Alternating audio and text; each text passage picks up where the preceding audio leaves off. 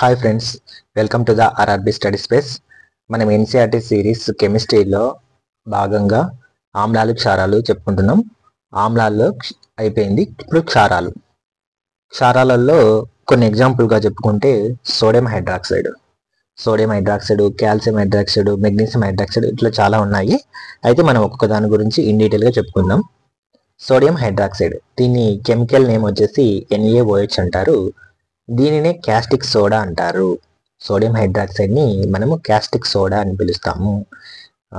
దీనిని సబ్బుల తయారీలో ముఖ్యంగా ఉపయోగిస్తారు. మనం వాడేటువంటి డిటర్జెంట్ సోప్స్ కావచ్చు, ఫేస్ వాష్ సోప్స్ కావచ్చు, వీటన్నిటిలో కూడా ఈ సోడియం హైడ్రాక్సైడ్ అనేది ఇంగ్రీడియంట్గా యూజ్ చేస్తుంటారు అన్నమాట. నూలును మెర్సరైజ్ చేయడానికి వాడతారు. అంటే నూలు పరిశ్రమల్లో ఏమవుతారంటే ఈ నూలు యొక్క రంగుని ఎక్కువగా చేయడం కోసం, అంటే ఎక్కువ తెలుపుదనంలో రావడం కోసము ఈ నూలు వడికేటువంటి ప్లేసెస్లో ఈ సోడియం హైడ్రాక్సైడ్ని ముడి పదార్థంగా కూడా వాడుతుంటారు. నెక్స్ట్ కాల్షియం హైడ్రాక్సైడ్ యొక్క కెమికల్ నేమ్ వచ్చేసి CaOH. సున్నపు నీరు గల క్షారమే ఈ కాల్షియం హైడ్రాక్సైడ్. ఇప్పుడు మనం ఇంటికి సున్నం కొడుతుంటాం కదా, సున్నాన్ని మనం నీటిలో కలిపినప్పుడు ఒక లిక్విడ్గా అంత తయారవుతుంది కదా, దాన్ని మనం ఏమంటాం అంటే కాల్షియం హైడ్రాక్సైడ్ అంటాం. ఈ కాల్షియం హైడ్రాక్సైడ్ని జనరల్గా దేనికి వాడుతుంటాము? ఇంటికి వెళ్ళవేయుటకు ఉపయోగిస్తారు. వెళ్ళవేయడం అంటే ఇంటికి సున్నం కొట్టడాన్ని వెళ్ళవేయడం అంటారు. ఈ కాల్షియం హైడ్రాక్సైడ్ని ఎక్కువగా ఇంటికి సున్నం వేయడానికి ఉపయోగిస్తుంటారు. నెక్స్ట్ మెగ్నీషియం హైడ్రాక్సైడ్ని యొక్క కెమికల్ నేమ్ వచ్చేసి మెగ్నీషియం MgOH2. దీనిని మిల్క్ ఆఫ్ మెగ్నీషియాగా పిలుస్తుంటారు. దీనిని యాంటాసిడ్గా వాడతారు. యాంటాసిడ్ ఎందుకంటే శరీరంలో ఆమ్లత్వాన్ని తగ్గించడానికి వాడతాము. జనరల్గా మనం ఏదైనా ఆహార పదార్థం తీసుకున్నప్పుడు కొంచెం అసిడిటీగా అనిపిస్తే మనం ఏం చేస్తాము? ఈనో కానీ వేసుకుంటుంటాం కదా, లేదా ఏదైనా డాక్టర్స్ ప్రిస్క్రైబ్ చేసినటువంటి సిరప్లు ఉంటాయి అన్నమాట, అసిడిటీని తగ్గించడానికి. ఆ సిరప్ని వాడుతుంటాం కదా. ఈ సిరప్ల్లో ఇంగ్రీడియంట్గా ఏముంటుందంటే ఈ మిల్క్ ఆఫ్ మెగ్నీషియా ఉంటుంది. మిల్క్ ఆఫ్ మెగ్నీషియా అంటే మెగ్నీషియం హైడ్రాక్సైడ్ ఉంటుంది. ఈ మిల్క్ ఆఫ్ మెగ్నీషియానే కాకోకుండా మనం ఈ యొక్క శరీరంలో ఉన్నటువంటి ఆమ్లత్వాన్ని తగ్గించడానికి ఇంకొక పదార్థాన్ని వాడతాము. దాన్ని సోడియం బైకార్బోనేట్ అంటారు, NaHCO3 అనమాట. ఇది ఏంటంటే వంట సోడా. మనము వంట సోడా అనేది ఎక్కువగా ఉపయోగిస్తుంటాం కదా. ఇప్పుడు దోశలు కానీ బజ్జీలు వేసే వాళ్ళు ఏం చేస్తారంటే కొద్దిగా వంట సోడా అనేది వాడతారు అన్నమాట. ఈ వంట సోడాని మనము యాసిడిటీని కూడా తగ్గించడం కోసం వాడతాం. ఈ వంట సోడా యొక్క కెమికల్ నేమే సోడియం బైకార్బోనేట్. దీని యొక్క రసాయన నామము NaHCO3. ఇది లవణాల చాప్టర్లో ఇన్ డీటెయిల్గా చెప్పుకుంటాం, ఎలా తయారు చేస్తారనేది కూడా. అయితే కాల్షియం హైడ్రాక్సైడ్ చెప్పా కదా. కాల్షియం హైడ్రాక్సైడ్గా మరికొన్ని ఉపయోగాలు ఏంటంటే బ్లీచింగ్ పౌడర్ తయారీలో వాడతారు. మనం బ్లీచింగ్ పౌడర్ని వాటర్ ట్యాంక్లు క్లీన్ చేయడానికి, అలాగే ఏదైనా ఫంక్షన్స్ జరిగేటప్పుడు మురికిగా ఉన్నటువంటి రోడ్లపైన ఇలా చల్లుతుంటారు కదా. ఈ బ్లీచింగ్ పౌడర్ దేని నుంచి తయారు చేస్తారంటే కాల్షియం హైడ్రాక్సైడ్ తయారు చేస్తారు. కాంక్రీట్ ప్లాస్టింగ్ తయారు చేయడంలో కూడా దీన్ని వాడతారు అనమాట. వైట్ వాష్ కూడా ఈ పెయింట్ ఉంటాయి కదా, వీటి తయారీలో కూడా వాడతారు. నీటి కాఠిన్యతను తొలగించడంలో కూడా ఈ కాల్షియం హైడ్రాక్సైడ్ వాడతారు. నీటి కాఠిన్యత అంటే ఏంటంటే కొన్ని ప్రాంతాలలో ఈ నీటిలో కొన్ని రకాలైనటువంటి అయాన్లు ఉంటాయన్నమాట. ఈ అయాన్లు ఉన్న వల్ల ఏమిటంటే నీరు అనేది తాగడానికి పనికిరాదు, అలాగే వ్యవసాయానికి కూడా పనికిరాదు అనమాట. ఈ తాగడానికి పనికిరాని వాటర్ని మనం ఈ కాల్షియం హైడ్రాక్సైడ్ కనుక కలిపితే వాటి యొక్క కఠినత్వం కొంచెం తగ్గి అవి తాగడానికి పనికి వస్తాయి అన్నమాట, ఫిల్టర్ వాటర్ లైక్ అనుకో. నెక్స్ట్ క్షారాల వల్ల ఉపయోగాలు లేకపోతే మనం వాటి గురించి ఎందుకు నేర్చుకోవాలి? ఈ క్షారాల వల్ల ఎక్కడెక్కడ యూజ్ చేస్తాం? చక్కెర పరిశ్రమలో ఈ క్షారాలు వాడతారు, సబ్బుల తయారీలలో వాడతారు, డ్రగ్స్ అంటే ఇక్కడ మనం గంజాయి, హెరాయిన్, కోకైన్ ఇట్లాంటివి కాదండి. ఇక్కడ డ్రగ్స్ అంటే మెడికల్ డ్రగ్స్, అంటే టాబ్లెట్స్ కావచ్చు, సిరప్స్ కావచ్చు, మెడికల్గా వాడేటువంటి డ్రగ్స్లలో ఈ క్షారాలు ఉపయోగిస్తారు. పేపర్ తయారీలో కూడా క్షారాలు వాడతారు, వస్త్ర పరిశ్రమలో వాడతారు, ఇంట్లోని నేలను శుభ్రపరిచేవి అంటే మన డెటాల్ కావచ్చు, తర్వాత కాలిన్ ఉంటుంది కదా, ఏదైనా గాజు వస్తువులు శుభ్రం చేసే వాటి పదార్థాలు కావచ్చు, వీటన్నింటిలోనూ కూడా క్షారాలతో తయారై ఉంటాయి. షాంపూలు, మనం యూజ్ చేసేటువంటి హెయిర్ షాంపూస్, సేవింగ్ క్రీములు, తర్వాత రబ్బర్ పరిశ్రమలో, వీటన్నిటిలో కూడా క్షారాలు అనేది విరివిగా వాడతాం. అందువల్ల ఈ క్షారాలని గురించి మనం చదవాల్సి వస్తుంది. నెక్స్ట్ ఆమ్లాలు లోహంతో చర్య జరిపి హైడ్రోజన్ వాయువును విడుదల చేస్తాయి. మనకు పీరియాడిక్ టేబుల్ అనే చాప్టర్ ఉంది, ఆ చాప్టర్ తర్వాత చెప్పుకుంటాం. పీరియాడిక్ టేబుల్లో లోహాలు అలోహాలు అనేవి ఉంటాయి కదా. ఈ లోహాలతో చర్య జరిపినప్పుడు హైడ్రోజన్ వాయువును విడుదల చేస్తాయి. ఏదైనా కనుక ఆమ్లము ఒక లోహంతో చర్య జరిపితే అది ఒక హైడ్రోజన్ వాయువు విడుదల చేస్తాయి. ఉదాహరణకు HCl తీసుకుందాము. HCl అనేది ఒక ఆమ్లము, జింక్ అనేది ఒక లోహము. ఈ జింకులో HCl అనేది పోసినప్పుడు ఏమైతుంది, మనకు అక్కడ కెమికల్ రియాక్షన్ జరిగి జింక్ క్లోరైడ్ ఏర్పడుతుంది. అలాగే హైడ్రోజన్ వాయువు కూడా వెలువడుతుంది. జింక్ క్లోరైడ్ అనేది ఒక లవణము, హైడ్రోజన్ అనేది వాయువు అనమాట. మనకు ఇది ఇంపార్టెంట్ అనమాట. ఆమ్లాలు లోహాలతో చర్య జరిపినప్పుడు ఏమి కింది వాటిలో వేటిని ఏర్పరుస్తాయి అంటాడు. లవణములను అలాగే హైడ్రోజన్ వాయువును ఏర్పరుస్తాయి. సోడియం హైడ్రాక్సైడ్ అనే ఒక్క క్షారం లోహంతో చర్య జరిపి హైడ్రోజన్ వాయువును విడుదల చేస్తాయి. అంటే మామూలుగా క్షారాలు అనేది లోహాలతో చర్య జరపవు, కానీ ఒక్క సోడియం హైడ్రాక్సైడ్ మాత్రమే ఈ లోహాలతో చర్య జరిపి హైడ్రోజన్ వాయువును విడుస్తాయి అన్నమాట. ఇప్పుడు చూస్తే సోడియం హైడ్రాక్సైడ్ జింక్ అనే లోహంతో మనకు చర్య జరిగినప్పుడు సోడియం జింకేట్ అలాగే హైడ్రోజన్ వాయువు అనేది విడుదలవుతుంది. సోడియం జింకేట్ యొక్క కెమికల్ నేమ్ వచ్చేసి Na2ZnO2 అనమాట. నెక్స్ట్ ఆమ్లాలు లోహ కార్బోనేట్లతోనూ లోహ హైడ్రోజన్ కార్బోనేట్లతోనూ చర్య జరిపి లోహ లవణాలను, కార్బన్ డైఆక్సైడ్ని మరి నీరుని ఏర్పరుస్తాయి. ఆమ్లాలు కేవలం లోహాలతో చర్య జరిపినప్పుడు ఏమవుతుంది, లవణాలను హైడ్రోజన్లను విడుదల చేస్తాయి. అదే లోహ కార్బోనేట్లతోనూ లోహ హైడ్రోజన్ కార్బోనేట్లతోనూ చర్య జరిపినప్పుడు లవణాలతో పాటుగా ఇక్కడ హైడ్రోజన్ విడుదల చేయట్లేదు. మీరు గమనించినట్లయితే కార్బన్ డైఆక్సైడ్ని నీరుని విడుదల చేస్తుంది. ఇక్కడ ఏం జరుగుతుంది, లవణాలతో పాటు కేవలం హైడ్రోజన్ మాత్రమే విడుదల చేస్తుంది. మీరు ఇది బాగా గుర్తుపెట్టుకోవాలి. ఆమ్లాలు లోహాలతో చర్య జరుపుతున్నాయా, లోహ కార్బోనేట్లతో జరుపుతున్నాయా, లోహ హైడ్రోజన్ కార్బోనేట్లతో చర్య జరుపుతున్నాయా అనేది బాగా గమనించుకోవాలి. ఇప్పుడు లోహ కార్బోనేట్ కి ఉదాహరణ వచ్చేసి Na2CO3. దీన్నే మనం సోడియం కార్బోనేట్ అంటాం. ఈ సోడియం కార్బోనేట్ అంటే వేరేది ఏది కాదు, ఇది వాషింగ్ సోడా. మన సర్ఫ్ వాడతాం కదా, ఏరియల్, టైడ్, వీటిలో అన్నింటిలోనూ కూడా ఈ సోడియం కార్బోనేట్ తోనే తయారు చేయబడి ఉంటాయి అన్నమాట. ఈ సోడియం కార్బోనేట్ ఆమ్లం మన 2HCl తో చర్య జరిపినప్పుడు మనకి ఏం ఏర్పరిచింది, లవణమైనటువంటి 2NaCl ప్లస్ H2O నీరు ప్లస్ కార్బన్ డైఆక్సైడ్ వాయువుని ఏర్పరిచింది. అంటే కార్బోనేట్లతో, అంటే లోహ కార్బోనేట్లతోనూ లేదా లోహ హైడ్రోజన్ కార్బోనేట్లతో చర్య జరిపినప్పుడు కార్బన్ డైఆక్సైడ్ను నీరుని ఏర్పరుస్తుంది. అది గుర్తుపెట్టుకోవాలి. నెక్స్ట్ NaHCO3 అంటే సోడియం బైకార్బోనేట్. దీన్నే మనం బేకింగ్ సోడా అంటాం. ఇందాక చెప్పా కదా వంట సోడా అని. ఆ వంట సోడా ఆమ్లము రెండు చర్య జరిపినప్పుడు మనకు NaCl తో పాటుగా నీరు మరియు కార్బన్ డైఆక్సైడ్ వస్తుంది. ఇక్కడ ఏం జరుగుతుంది, ఆమ్లము లోహంతో చర్య జరిపినప్పుడు హైడ్రోజన్ వాయువు విడుదలవుతుంది. ఆమ్లము లోహ కార్బోనేట్తో చర్య జరిపినప్పుడు నీరు మరియు కార్బన్ డైఆక్సైడ్, అలాగే లోహ హైడ్రోజన్ కార్బోనేట్తో చర్య జరిపినప్పుడు నీరు కార్బన్ డైఆక్సైడ్ ని విడుదల చేస్తుంది. ఇది క్లియర్ కట్ గా మీరు గుర్తుపెట్టుకోవాలి, కన్ఫ్యూజ్ అవ్వకూడదు. నోట్, ఇక్కడ ఏంటంటే హైడ్రోజన్ అనేది ఆమ్లాలన్నిటిలోనూ ఉండేటువంటి సామాన్యమైనటువంటి మూలకము. హైడ్రోజన్ కలిగి ఉన్నటువంటి ఏదైనా కానీ అది ఆమ్లం కిందికి వస్తుంది అనమాట. నెక్స్ట్ ఆమ్లాలు లోహ ఆక్సైడ్లతోనూ అలాగే లోహ హైడ్రాక్సైడ్లతోనూ కూడా చర్య జరుపుతాయి. ఇందాక ఏం చెప్పాను, మళ్ళీ కన్ఫ్యూజ్ అవ్వకండి. ఆమ్లాలు లోహాలతో చర్య జరిపినాయి, ఆమ్లాలు లోహ కార్బోనేట్లతోనూ లోహ హైడ్రోజన్ కార్బోనేట్లతోనూ చర్య జరిపినాయి. ఇప్పుడు ఆమ్లాలు లోహ ఆక్సైడ్లు లోహ హైడ్రాక్సైడ్లతో చర్య జరుపుతున్నాయి. ఇలా చర్య జరిపినప్పుడు ఏం ఏర్పరుస్తున్నాయి, లవణాన్ని ఏర్పరుస్తున్నాయి, కేవలం నీటిని మాత్రమే ఏర్పరుస్తున్నాయి అన్నమాట. ఇప్పుడు లోహ ఆక్సైడ్కి వచ్చేసి కాపర్ ఆక్సైడ్ అన్నమాట. కాపర్ అనేది ఒక లోహము, CuO అనేది కాపర్ ఆక్సైడ్. ఈ CuOతో HCl ఆమ్లం చర్య జరిపినప్పుడు మనకు కాపర్ క్లోరైడ్ ప్లస్ నీరు అనేది ఏర్పడుతుంది. కన్ఫ్యూజ్ అవ్వకండి. అలోహ ఆక్సైడ్ అనేటువంటి కార్బన్ డైఆక్సైడ్ ఆమ్ల స్వభావాన్ని కలిగి ఉంటుంది. జనరల్ గా లోహ ఆక్సైడ్లు మాత్రమే ఆమ్ల స్వభావాన్ని కలిగి ఉంటాయి. కేవలం ఒకే ఒక్క కార్బన్ డైఆక్సైడ్, ఇది ఒక అలోహ ఆక్సైడ్ అన్నమాట. ఈ అలోహ ఆక్సైడ్ ఆమ్ల స్వభావాన్ని కలిగి ఉంటుంది. ఇంపార్టెంట్. ఆమ్ల ద్రావణాలలో మాత్రమే బల్బు వెలుగుతుంది. గ్లూకోజ్ మరియు ఆల్కహాల్ ద్రావణంలో బల్బు వెలగదు. ఇప్పుడు మనం ఆమ్లం ఒక బీక తీసుకొని దాంట్లో యాసిడ్ పోసి 2 ఎలక్ట్రోడ్లు పెట్టి ఒక LED బల్బ్ పెట్టామంటేనా అది ఆమ్లంలోనే వెలుగుతుంది అనమాట.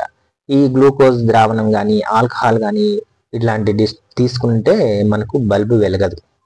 ఎందుకంటే ఆమ్ల ద్రావణంలో అయానులు ఉంటాయి. ఈ అయానుల చలనం వల్ల ఆ ద్రావణంలో విద్యుత్ ప్రసారం జరుగుతుంది. ఆమ్ల కాకుండా వేరే ఏ ద్రావణం తీసుకున్నా కానీ మనకు విద్యుత్ అనేది ప్రసరణ జరగదు. ఎందుకంటే అందులో ఆమ్లలో మాత్రమే అయాన్లు ఉంటాయి. అవి చలనం ద్వారా ఒక ప్లేస్ నుంచి ఇంకో ప్లేస్కి చలిస్తూ ఉంటాయి. కాబట్టి చలనం వల్ల మనకు విద్యుత్ ప్రసారం జరుగుతుంది. HCl ద్రావణంలో ఉన్న ధన అయాన్ను ఏమంటామంటే కాటయాన్ అంటాము. అది ఏంటి అనేది హెచ్ అనమాట. మనకు హెచ్ కలిగి ఉన్నటువంటి ఏ మూలకమైన అని మనకు ఆమ్లమే అంటాం. కాబట్టి HCl అనేది ఒక ఆమ్లం కదా. ఈ ఆమ్లంలో ఉన్నటువంటి ఇప్పుడు ఆమ్లంలో అయాన్లో చలనం జరుగుతుంది అన్నాం కదా. ఆ HCl లో ఉన్నటువంటి ధన అయాన్ క్యాటయాన్ ఏంటంటే H+ అనమాట. గ్లూకోజ్ మరియు ఆల్కహాల్ ద్రావణంలో ఈ H+ అయానులు లేవు. అంటే ఆ ద్రావణాలు వాటిని రిలీజ్ చేయలేవు, ఇవ్వలేవు. కాబట్టి ఇక్కడ ఏమవుతుందంటే మనకు విద్యుత్ ప్రసరణ అనేది జరగదు. నెక్స్ట్ ఆమ్లాల యొక్క ఆమ్ల స్వభావాన్ని నిర్ధారించినట్టు ఏంటంటే, ఇప్పుడు ఒక ఆమ్లం తీసుకుంటాం. మనకు రకరకాల ఆమ్లాలు చెప్పుకున్నాం. ఎస్టిక్ ఆమ్లం చెప్పుకున్నాము, సల్ఫ్యూరిక్ ఆమ్లం చెప్పుకున్నాము, వెనిగర్, ఇట్లా చాలా చెప్పుకున్నాం కదా. వీటి యొక్క స్వభావము, అది ఆమ్ల స్వభావం ఎంత ఉంది ఏంటి అనేది నిర్ధారించాలంటే దానిలో విడుదల చేసేటువంటి H+ అయాన్లు. ఇప్పుడు ఒక ఆమ్లం అనేది ఎక్కువ H+ అయాన్లను విడుదల చేసిందంటే దానికి ఆమ్లత్వం ఎక్కువగా ఉందన్నమాట. pH స్కేల్లో చెప్పుకుంటాము ఆమ్ల ఎక్కువగా కలిగినటువంటి పదార్థాలు ఏంటంటే, అంటే ద్రావణంలో విడుదలయ్యేటువంటి H+ అయాన్లు ఎక్కువగా విడుదలైతే అది ఎక్కువ ఆమ్లం కలిగి ఉంది, ఆమ్ల స్వభావం కలిగి ఉందని నిర్ధారణ జరుగుతుంది. ఇప్పుడు సోడియం క్లోరైడ్ ని ప్లస్ H2SO4ని మనం రెండు కలిపామనుకో, మనకి ఏం ఏర్పడుతుంది? HCl అనేది పొడి రూపంలో వెలువడుతుంది. అలాగే సోడియం సల్ఫేట్ అనేది వస్తుంది అనమాట. ఇప్పుడు NaCl అనేది ఒక లవణం, ఒక ఆమ్లము, ఒక లవణము, ఒక ఆమ్లము రెండు కలిపి మిక్స్ చేస్తే మనకు ఒక ఆమ్లము తర్వాత Na2SO4 అనేటువంటి ఒక పదార్థం అనేది ఏర్పడుతుంది. అయితే ఇక్కడ HCl అనేది ద్రవ రూపంలోనే ఉండాలి కదా. కానీ మనం తీసుకుంటున్నది ఏంటంటే, ఇక్కడ మనకు వచ్చింది ఏంటంటే పొడి రూపంలో ఒక HCl పౌడర్ వచ్చింది. ఇట్లా పొడి రూపంలో ఉన్నటువంటి పౌడర్ ఏంటంటే ఇది ఆమ్లం కాదనమాట. మామూలుగా ద్రవ రూపంలో ఉన్నటువంటి HClనే మనం ఆమ్లం అంటాం. పొడి రూపంలో ఉన్నటువంటి పదార్థాన్ని ఆమ్లం అనము. కానీ సజాల HCl ద్రావము ఒక ఆమ్లం అన్నమాట. ఇది నీలి లిక్వస్ను ఎరుపు రంగులోకి మారుస్తుంది. అంటే ద్రవ రూపంలో ఉన్నటువంటి HCl మాత్రమే ఆమ్లముగా చెప్పుకుంటాము. పొడి రూపంలో ఉన్నటువంటి HClని మనం ఆమ్లంగా చెప్పము. ఇంకా ఆమ్లం ఏం చేస్తుంది? నీలి లిక్వస్ను ఎరుపు రంగులో మారుస్తుంది. నీటి సమక్షంలో HCl అనేది వియోగము చెంది H2 అయాన్ను ఏర్పరుస్తుంది. కానీ నీరు లేనప్పుడు వియోగం చెందదు. అంటే ఇప్పుడు ఒక వాటర్ ఉంది, ఒక బీకర్లో వాటర్ తీసుకొని కొద్దిగా HCl పోసామంటే అక్కడ వియోగం చెందుతుంది. వియోగం అంటే చిన్న చిన్నగా పార్ట్స్గా విడిపోయి HCl మొత్తము ఒక్కొక్క అణువు ఒక్కొక్క అయాన్ను H2 అయాన్ను ఏర్పరుస్తుంది. అదే నీరు లేకపోతే నార్మల్గా బీకర్లో నార్మల్గా ల్యాబొరేటరీలో ఉన్నటువంటి HClలో ఏమన్నా మనకు వియోగం చెందుతుందా? చెందదు అనమాట. ఇప్పుడు HClని నీటిలో యాడ్ చేసాం అంటే HCl ప్లస్ H2O నీటి యాడ్ చేస్తే మనకు హైడ్రోనియం అయాన్ ఏర్పడుతుంది, ప్లస్ క్లోరిన్ అనేది వాయువు ఏర్పడుతుంది. ఇప్పుడు H3O అనేది హైడ్రోనియం అయాన్. సో ఇక్కడ ప్లస్ అనేది H ఉంది కాబట్టి ప్లస్ అనమాట. మనకు నీటిలో H+ అయాన్లు విడుదలవుతాయి కాబట్టి. అలాగే క్లోరిన్ అనేది నెగిటివ్ అయాన్, అంటే ఇది కాటయాన్గా పిలుస్తాము. ప్లస్ని కాటయాన్ని ప్లస్గా పిలుస్తాము, యానయాన్ని మైనస్గా పిలుస్తాము. హైడ్రోజన్ నెక్స్ట్ ఏంటంటే హైడ్రోజన్ అయానులు స్వేచ్ఛ అయానులుగా ఉండలేవు. అవి ఎప్పుడు కూడా ఫ్రీగా ఉండలేవు. అవి నీటి అణువులతో కలిసి హైడ్రోనియం అయానులుగా ఏర్పడతాయి. అంటే ఇప్పుడు మనం తీసుకున్న నీటిలో ఈ ఆమ్లాన్ని కలిపితే అక్కడ మనకు వియోగం చెందుతుంది. వియోగం చెంది H+ అయాన్లను విడుదల చేస్తాయి.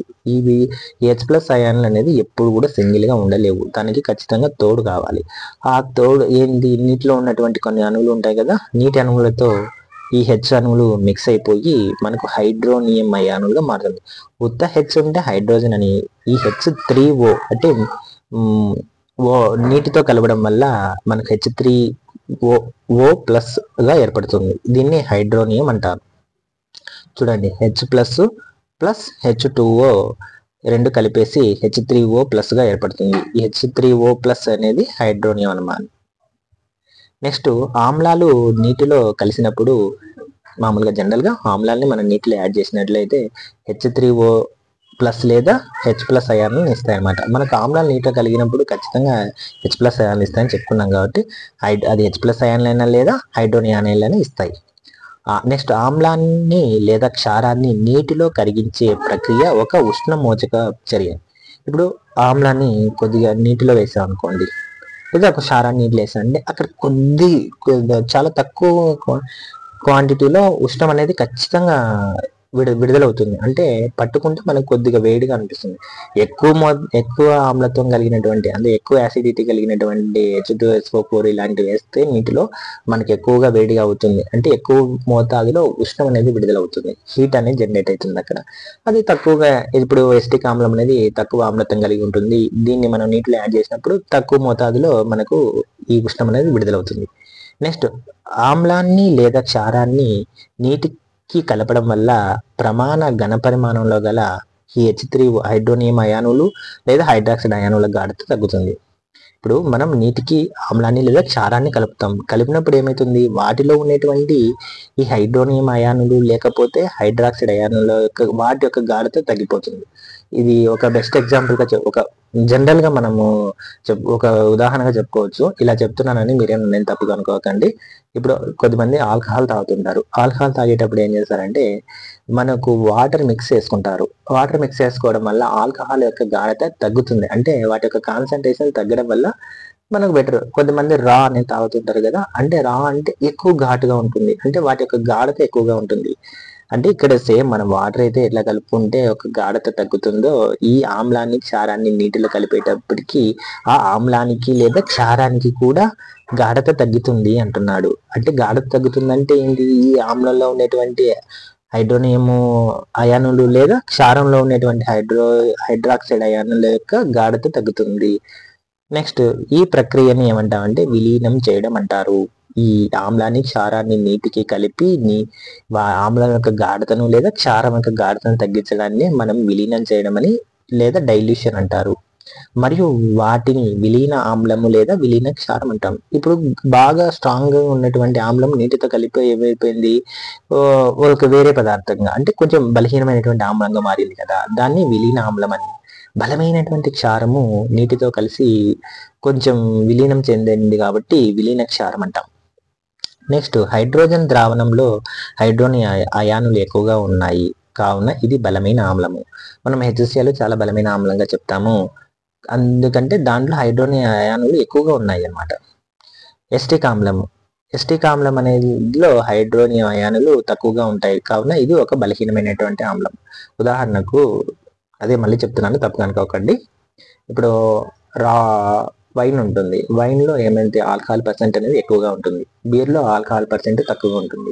ఎందుకంటే వాటిలో సేమ్ అదే విధంగా HClలో ఈ యొక్క ఆల్కహాల్ పర్సెంట్ అంటే హైడ్రోనియం అయానులు ఎక్కువగా ఉండడం వల్ల మనకు HCl అని చాలా బలమైన ఆమ్లంగా పిలుస్తాము.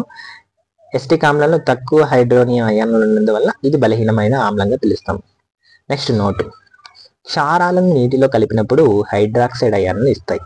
ఆమ్లాలను నీటిలో కలిపితే హైడ్రోనియంని ఇచ్చినట్టు క్షారాలను నీటిలో కలిపినప్పుడు హైడ్రాక్సైడ్ అయానులను ఇస్తాయి, అంటే మైనస్ అయానులను ఇస్తాయి. నీటిలో కరిగే క్షారాలను క్షారయుత ద్రావణాలు లేదా ఆల్కాలీలు అంటారు. ఇప్పుడు క్షారాల కిందకి నేను చెప్పాను, సోడియం హైడ్రాక్సైడ్ చెప్పాను, కాల్షియం హైడ్రాక్సైడ్ చెప్పాను, మెగ్నీషియం హైడ్రాక్సైడ్ ఇవన్నీ చెప్పాను. ఇవేమైతాయంటే నీటిలో కరుగుతాయి అన్నమాట, కరిగి క్షారయుతమైనటువంటి ద్రావణాలుగా మారిపోతాయి. అంటే వాటి యొక్క కాన్సన్ట్రేషన్ తగ్గుతుంది అనమాట, వాటి యొక్క గాఢత తగ్గిపోయి వీటి ఆల్కాలీలను కూడా అంటారు. అయితే అన్ని క్షారాలు నీటిలో కరగవు, కేవలం కొన్ని మాత్రమే నీటిలో కరుగుతాయి. ఉదాహరణకు sodium hydroxide, potassium hydroxide, magnesium hydroxide ఇవి నీటిలో కలిగి సోడియం OH అయాన్లు గాను, పొటాషియం OH అయాన్లు గాను, మెగ్నీషియం OH అయాన్లుగా విడిపోతాయి అన్నమాట. ఇవి ఈ సోడియం హైడ్రాక్సైడ్ తర్వాత పొటాషియం హైడ్రాక్సైడ్ మెగ్నీషియం మనం ఏమంటామంటే ఆల్కాలీన్ కూడా అని కూడా పిలుస్తాం. నెక్స్ట్ సార్వత్రిక ఆమ్ల క్షార సూచిక, దీన్ని యూనివర్సల్ యాసిడ్ బేస్ ఇండికేటర్ అంటారు. దీనిని కూడా ఉపయోగించి బలమైన లేదా బలహీనమైనటువంటి ఆమ్లాలను క్షారాలను గుర్తించవచ్చు. మనం తీసుకున్నటువంటి పదార్థం ఒక ఆమ్లం తీసుకోవచ్చు లేదా ఒక క్షారం తీసుకోవచ్చు. అది ఎంత బలమైనది లేదా ఎంత బలహీనమైనది తెలుసుకోవడానికి ఈ యూనివర్సల్ యాసిడ్ బేస్ ఇండికేటర్ ని ఉపయోగిస్తాం. ఉదాహరణకు చూడొచ్చు, ఇది ఒక సార్వత్రిక సూచిక. ఇక్కడ 1 నుంచి 14 వరకు నెంబర్లు ఉంటాయి. 1 నుంచి 3 వరకు బలమైన ఆమ్లంగా తీసుకుంటాము. 4, 5, 6 బలహీనటువంటి ఆమ్లాలుగా తీసుకుంటాము. 7 అనేది తటస్థ ద్రావణంగా తీసుకుంటాము. 8 నుంచి 10 వరకు ఉన్నటువంటి దాన్ని బలహీనటువంటి క్షారంగా తీసుకుంటాము. 11 నుండి 14 ఉన్నదాన్ని బలమైనటువంటి క్షారంగా తీసుకుంటాము. సో ఇది ఏంటంటే ఒక సార్వత్రిక సూచిక. ఈ నెంబర్లను బట్టి మనం తీసుకున్నటువంటి ద్రావణంలో ఈ నెంబర్ కనుక వచ్చిందంటేనా, ఇప్పుడు ఫర్ ఎగ్జాంపుల్ మనం తీసుకున్నటువంటి ద్రావణంలో 5 వచ్చిందంటే 5 ఏమంటామంటే మనం బలహీనటువంటి ఆమ్లంగా చెప్పుకుంటాం. అదే 12 వచ్చిందంటే ఒక బలమైనటువంటి క్షారంగా చెప్పుకుంటాం అనమాట. సో కాబట్టి సార్వత్రిక ఆమ్ల క్షార సూచిక అనేది అనేక సూచికల మిశ్రమము. ఇప్పుడు మన అనేక సూచికలు ఉన్నాయి కదా, వాటి యొక్క మిశ్రమమే ఇది. సాధారణంగా సార్వత్రిక ఆమ్ల క్షార సూచికను pH ను లెక్కించడానికి వినియోగిస్తారు. సో pH అనేది ప్రతి పదార్థానికి pH వాల్యూ అని ఉంటుందన్నమాట. ఆ pH వాల్యూని లెక్కించడానికి ఈ సార్వత్రిక ఆమ్ల క్షార సూచికను ఉపయోగిస్తాము.